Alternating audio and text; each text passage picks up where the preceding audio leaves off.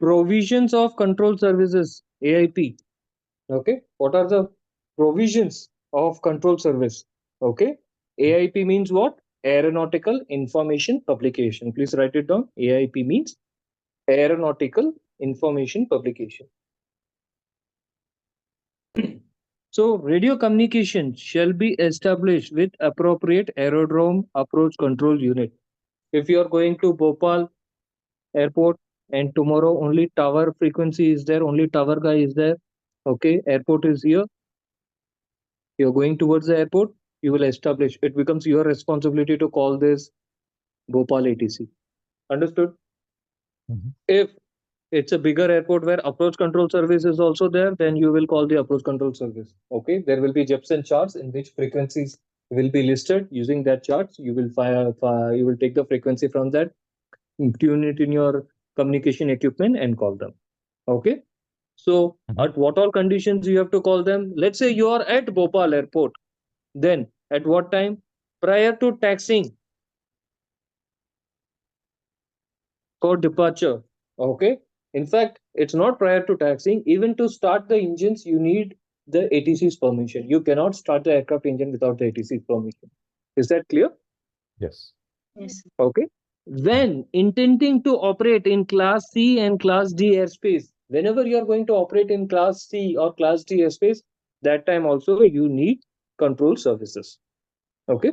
While operating in Class C, Class D airspace, only direct controller-pilot communication is permitted. RTF communication through interpreter shall not be permitted. What is mean by RTF communication through interpreter?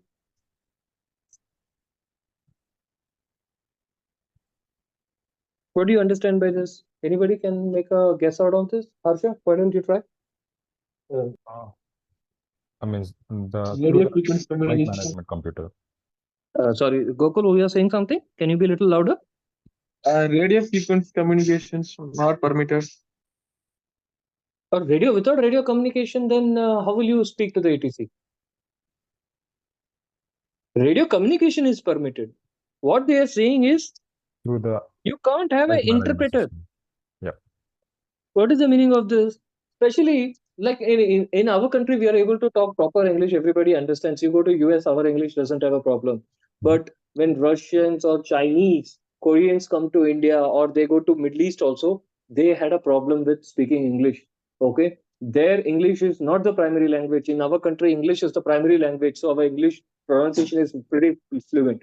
Okay, their English is not the primary language, so they have a lot of difficulty pronouncing and understanding it. So when those guys used to fly, they used to have a third pilot in the cockpit, okay, called a radio officer. Not a pilot, it's called a radio officer. His only job was to speak to ATC, okay, and tell the pilot what the ATC has said. Okay. Okay. There was a crash which happened in I'm not sure the year. Okay, in Delhi. Okay, Saudi Airlines aircraft and Russian Kazakh Airlines, Kazakh something. Okay, they crashed because of this interpreter, a radio officer. So what happened is, I forgot the exact detail. There was one aircraft which was going like this. Okay, he was asked to maintain flight level 150. Okay, this Russian aircraft was coming, let's say from here. He was asked to maintain flight level 160. Okay, so when both the aircraft crosses each other, when this guy has reached here and this guy has reached here, after passing, the ATC would have given him further descent. This aircraft was landing and this aircraft is going away. Okay, this was the situation. The ATC told this Russian aircraft to maintain flight level 160, and this Saudi Airlines was maintaining 150. Okay, the radio officer on this Russian aircraft, okay, he told the pilot, or there was some miscommunications, and these guys, instead of maintaining flight level 160, they continued to descend to 150. Both the aircraft had a mid-air collision. Everybody died. Okay. So what was the radar controller doing? On that particular day, the ATC's secondary radar, which gives altitude information to ATC, what altitude the aircraft is maintaining, that was unserviceable. It was under maintenance for quite some time. New radars had come, but it was not installed. So this crash happened because of this interpreter. Understood? Yep. Yeah, sir, but both aircraft were TCAS, right, sir? At that time, TCAS was not mandatory. TCAS, it were old aircraft. They didn't have TCAS at that time. Okay, sir. Okay, that's why this mid-air collision happened. Yep. So after that, they came up with a rule that no interpreter will be allowed in RTF communications. So now there is no concept of radio officer only. Okay, Mhm. there is no concept of radio officer. It's first officer, captain, first officer. There used to be a concept of flight engineer. Okay, who is to calculate fuel and take keep the monitoring of the engines. But with advance of technology, now computers have taken over their place. There is no concept of flight engineers also. Now it is just captains and first officers. Okay, the way technology is improving, Airbus 350, that aircraft which has been new in the market, Airbus is trying for single pilot operation. They're saying we don't want a co-pilot, only just one captain is sufficient for this. It won't get implemented immediately. It will take some time, but slowly and steadily, it is going towards single pilot operation. Okay. Yep. Then for IFR, VFR, I'll send you the complete video link. You can watch it later. Okay. Yep. IFR, VFR operation in Class C and Class D airspace, aircraft shall be equipped with appropriate two-way VHF radio apparatus and a radio compass. Okay, compass for navigation and VHF radio system for speaking to the ATC. A pilot in command under IFR or VFR intending to enter, cross, or operate within a CTR. What is CTR? Control traffic region. Sorry? Control traffic region. No.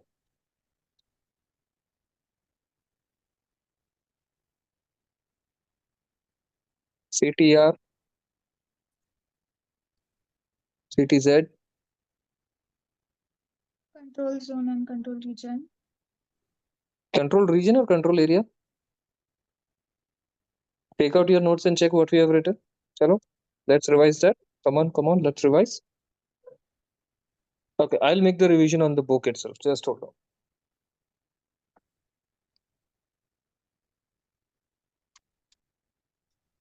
What is CTR? Control Control. zone, na? Yep. Okay. And what is CTA? Control area. Control area.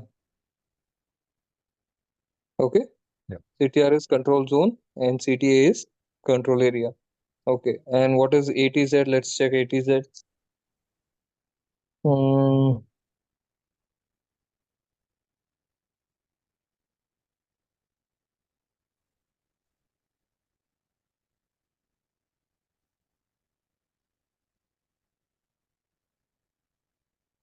ATZ is not given. Why?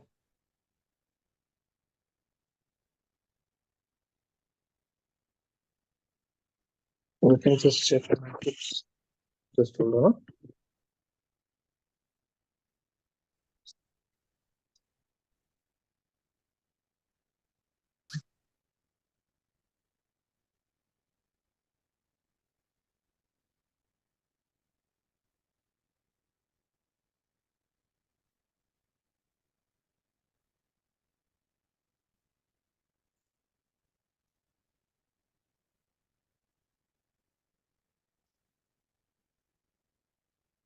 ATZ is aerodrome traffic zone. Okay.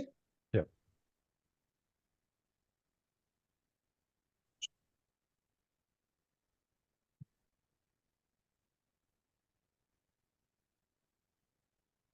So control zone and aerodrome traffic zone shall request a clearance from aerodrome or approach control on the appropriate frequency. So let's say this is an airport here. This airport limit the air traffic controls up around a 50 nautical mile radius. So if you're an aircraft, okay, flying at 5,000 feet, okay, This control zone is from ground till 15,000 feet. You are flying here, you're not going to land at this airport, you're going like this. So when you're close to 50 miles, you have to contact this aerodrome traffic controller to go through his airspace. Same aircraft, if it was flying at 20,000 feet, do you need to contact? No. No, sir. No. Why? Because his authority is from ground to 15,000 feet only. Mhm. Right? Yep. So it is not. Yes, sir. Understood? Yes. Okay. Yes, sir.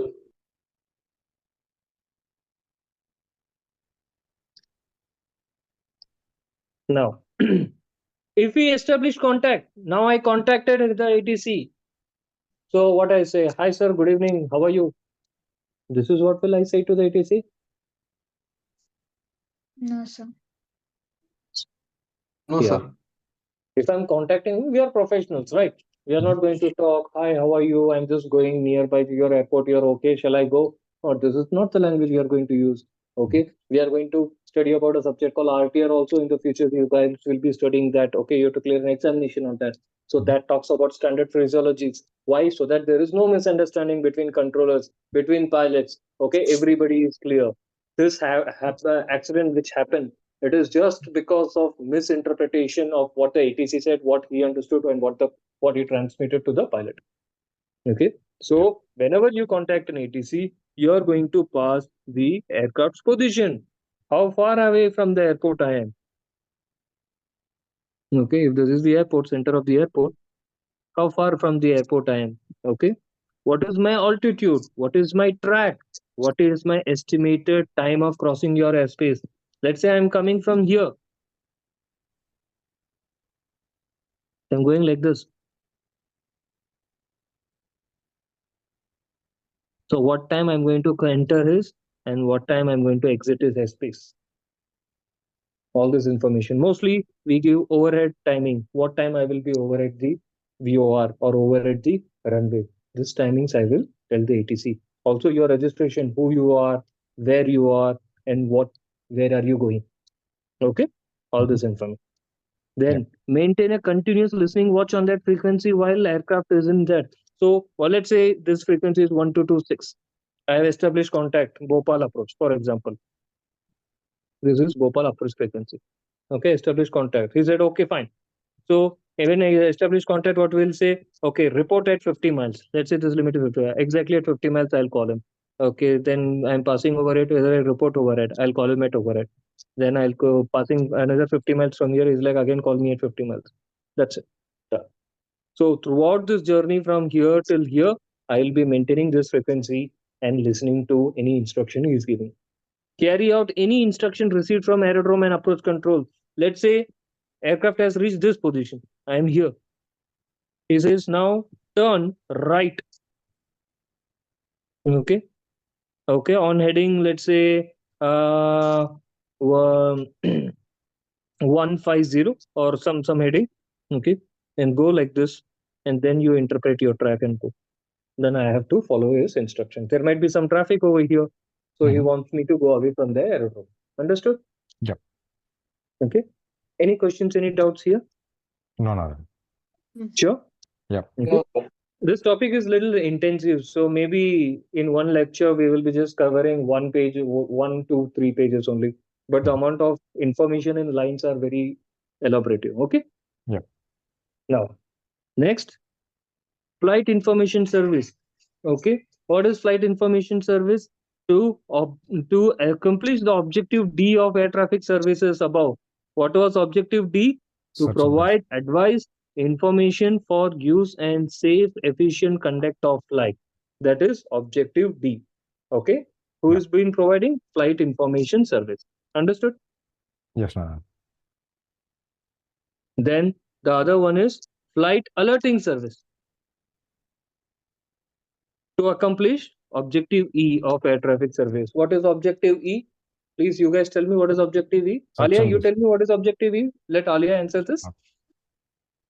Notify appropriate organizations regarding aircraft in need of search and rescue aid and assist such Exactly. If some aircraft crashes or some aircraft is lost, they are not able to establish contact. Okay. That will also be done by this. They will alert everybody. Like you go to school, colleges, right? Let's say if you have not reported to the college or school, okay, for 3 4 days from the hostel, your college management first check your hostel. You're not there in the hostel. What will they do? They will inform your parents, right? That Mhm. means they're alerting your parents that your child is missing, correct? Yep.